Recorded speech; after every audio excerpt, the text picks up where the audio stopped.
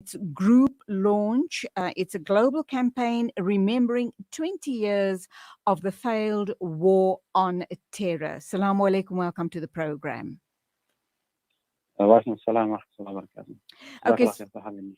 my pleasure entirely. So, who are the different groups that are going to join you? What are the messages that are you going to be giving out to the target audiences, knowing that the moment you say Muslim or the moment the word Islam comes up, we know that there's issues around Islamophobia in the Western world?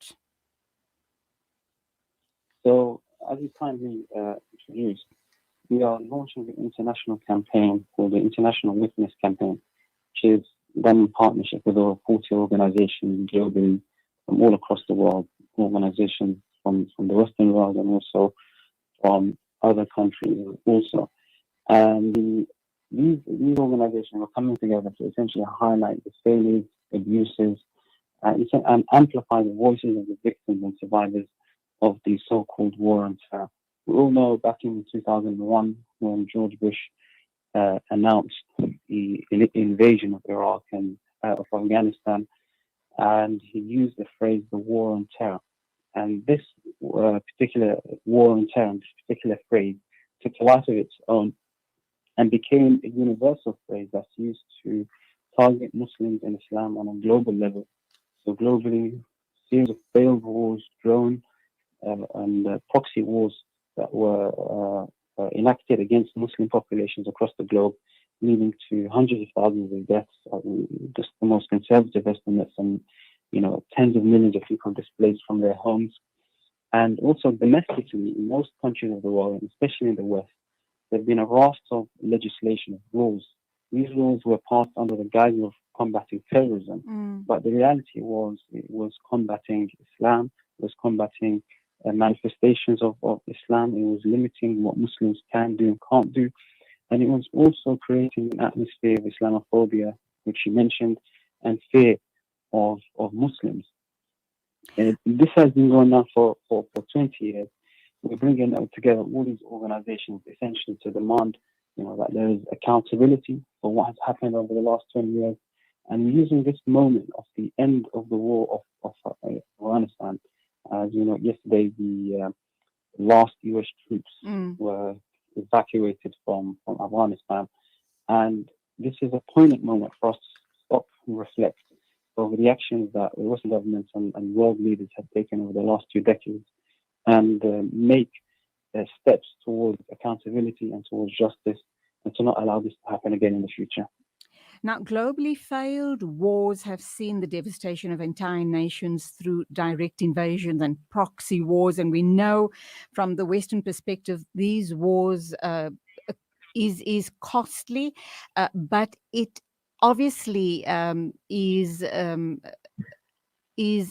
propping up an arms industry worth hundreds of millions of dollars, and they need to have these wars, and they then go into developing countries, Muslim countries, etc., and they create the situation for wars in those countries, devastating the infrastructure and the people completely.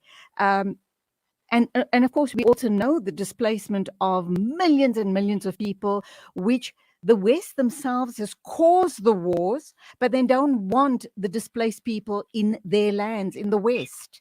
Yeah. So how do we, it's such a huge task. How do we start, sharing these narratives and changing people's mindsets? So, I mean, as you mentioned, it's a huge problem. It's a huge issue.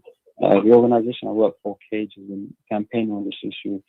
Initially, we began just focusing just on prisons in Guantanamo Bay. And then we quickly realized that the issue affecting prisons in Guantanamo Bay is actually affecting regular Muslims in the UK and across Europe and in the world. So what we're trying to do with this International Witness campaign is to bring around all of these organizations, set up a series of conversations, of events.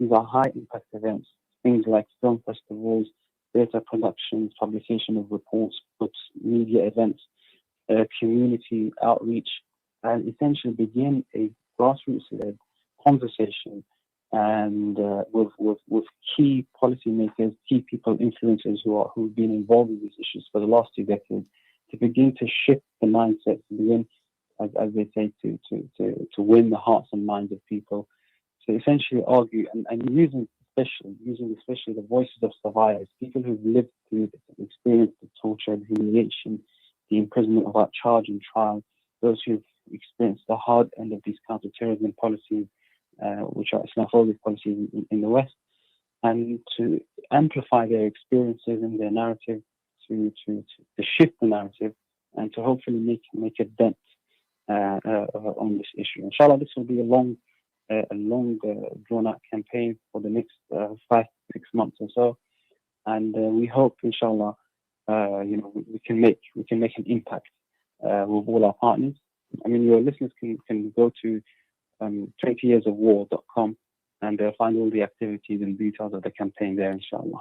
Okay, we've almost come to the end of the interview, but I'm also wondering about the International Witness Campaign, and also, do you as Cage and other stakeholders have enough clout to be able to bring individuals and governments to the International Criminal Court and hold them accountable for the atrocities that they've perpetrated on innocent people in innocent countries? I mean, the International Criminal Court has structural issues. I think, as many people know, I mean, they've successfully prosecuted kind of like runaway African leaders, but have been failed to kind of hold Western governments to account. In fact, the USA threatened to actually arrest prosecutors within the International Criminal Court if they ever dared to challenge any US politicians or US war criminals. So there are structural issues that we're facing. I think there have been successes over the last decade or so on the issue of Guantanamo, especially in the UK domestically, on the issue of Prevent, which is kind of like a de-radicalization program, but the reality of it was just kind of targeting Muslims. So alhamdulillah, there have been successes where grassroots-led campaigns have caused a shift in the thinking, shift in how people perceive these issues, and have led to forced policymakers to actually shift. The issue of accountability, inshallah, is something we have to continue to push for, and we hope that in our lifetime, those who've been right. Yeah, unfortunately, we have to leave it there. We've run out of time, but lots of success in this new initiative. We will be watching it closely go well. And Assalamu alaikum to you. Right. And that brings us to the end of the show. Big thank you to Nasreen for holding the fort on her own this morning, and for the rest of the team that are in KZN. Take care on the roads.